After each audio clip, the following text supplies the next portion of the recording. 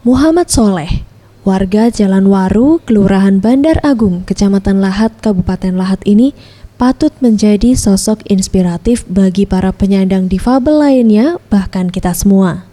Tanpa putus asa, di tengah keterbatasan fisik yang ia alami sejak lahir, yakni tanpa sepasang kaki, mampu melakukan pekerjaan yang biasanya dilakukan oleh manusia normal. Aktivitas Muhammad Soleh setiap hari terbilang cukup padat.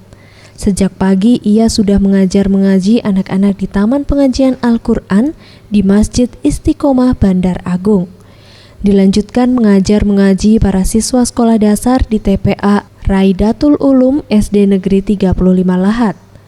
Di sekolah ini Muhammad Soleh memberikan pelajaran membaca Al-Quran kepada para siswa sebagai salah satu mata pelajaran ekstrakurikuler yang ditetapkan pihak sekolah.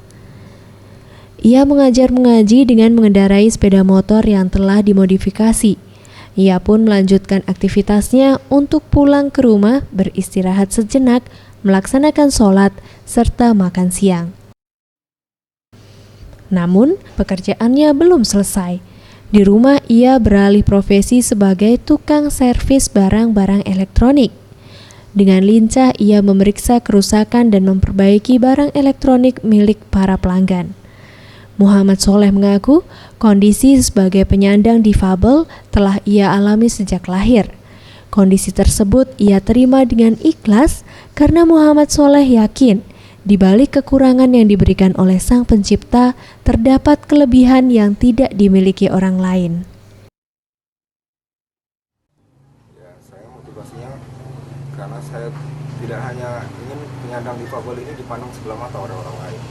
Saya ingin seluruh masyarakat Indonesia yang mempunyai keterbatasan seperti saya bisa berkarya. Menjadi seorang difabel seperti ini memang sudah dari lahir, jadi nggak kaget lagi kan. Muhammad Soleh berharap para penyandang difabel lainnya tidak hanya berdiam diri dan pasrah dengan keadaan. Ia membuktikan bahwa fisik yang tidak sempurna tak menghalangi untuk bekerja dan berkarya. Zulfikri, Sriwijaya TV.